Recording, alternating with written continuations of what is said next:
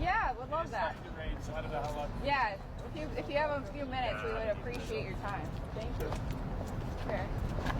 Well, Trump just posted that there's a few great trade deals in the hopper. Can you give us any glimpse at what trade deals might be coming next beyond Ukraine? They're about 24 right now. And the question of what the priority is, I think, is up to the president. And I think that Howard Lutnick and Jameson Greer have suggested that they might be moving towards getting a good deal in Asia. And there are a number of candidates for that. And that way we're kind of getting trade deals all around the world. And I think they like the look of that. But the president in the end will decide, and he's got lots to choose from, to what the next deal is. But again, the interesting thing is that they're kind of bespoke deals. And so they really are going into the things that are the big concerns for the individual countries. And so each deal is quite a bit different.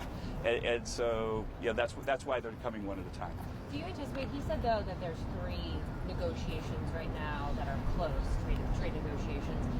Do you anticipate it'll be some of the countries in the Indo-Pacific region, like you and others have been kind of outlining, India, South Korea, Japan? That would be my expectation for the next one, yeah. But, yeah, there are so many deals that are close, and some are easier than others. I think the deal with India was especially complex, but it looks like it's getting close to the finish line. Is the war at all, or sorry, not the war, is the conflict, the escalating conflict between India and Pakistan at all affecting any of those talks or the timing on that? It's not something I've discussed.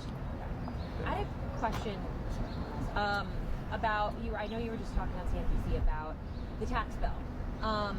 The president posted this morning that he would be okay with raising taxes on the rich. Is that something that is being seriously considered in this bill? I know that one of the key problems right now is the president has a lot of very expensive priorities, some of which he laid out: new tax on tips, new tax on overtime, and how to pay for it. So I'm curious.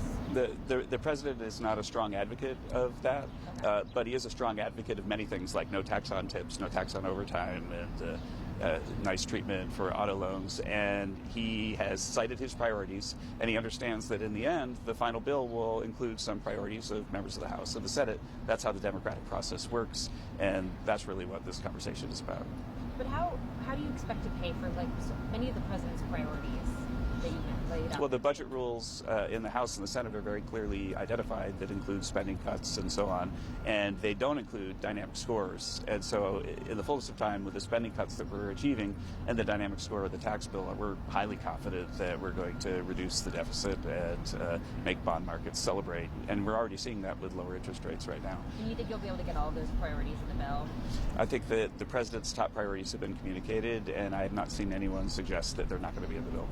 On China tomorrow, Trump said today 80% would be okay. It will come out tomorrow what happens in the negotiation. So you don't anticipate any drop in tariffs before those talks? I think that everything will happen while the talks are happening. Wow. Okay. Not before. Yeah. Okay. Thank you, guys. I don't want to get too wet. Yeah. Oh, did I do that to you? I know, right when I walked out. Can I ask you one quickly last question? Yeah. Okay, I'm sorry if I missed this and they already asked it, but about Trump's post this morning about reducing China's tariffs almost by half. Going 145%. Scott Bessent and Jameson Greer are going into the negotiations with an open mind, working closely with their colleagues, and there won't be news about what happens to tariffs or other things until after the talks are finished. Do you think he's going far enough with this 80%, or do you think he should lower it even more? All that will be worked out during the negotiations in Geneva. So, okay. Thanks. Thank you so much, Kevin. Appreciate it.